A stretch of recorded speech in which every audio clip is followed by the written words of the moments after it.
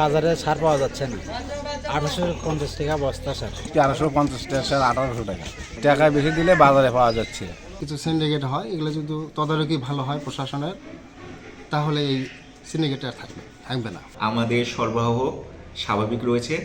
যদি কোনো দোকানি বা ডিলার সরকার নির্ধারিত মূল্যের চেয়ে বেশি দামে সার নেয়, সেক্ষেত্রে যদি কৃষক বা ক্রেতা আমাদের কাছে অভিযোগ করে, তাহলে আমরা আইনানুগ ব্যবস্থা নেব।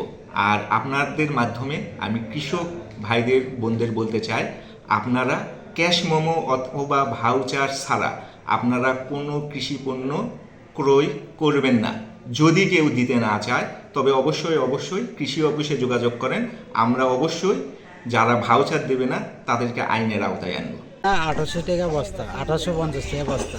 বাজারে সার পাওয়া যাচ্ছে না। 1850 টাকা বস্তা সার। 1350 টাকা, নিচে 1850 টাকা দাম, কিন্তু তারপরেও সার পাওয়া যাচ্ছে না। সারের সংকট। বাজারে 1350 টাকা সার, 1800 টাকা।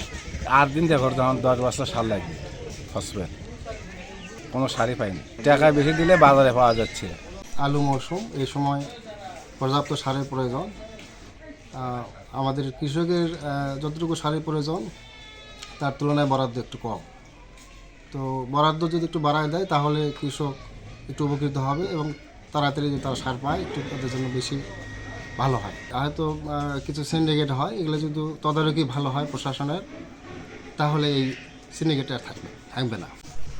মানে 35 জমি লাগাবো, আর এক জায়গায় একই কর। বর্তমানে সার পাচ্ছি না, সার নাহলে গাড়বো কি দেয়। এখানে দেখছি বা বাগেও দেখছি সার নাই, সার নাই, দাম বেশি, সেগুলো দাম বেশি।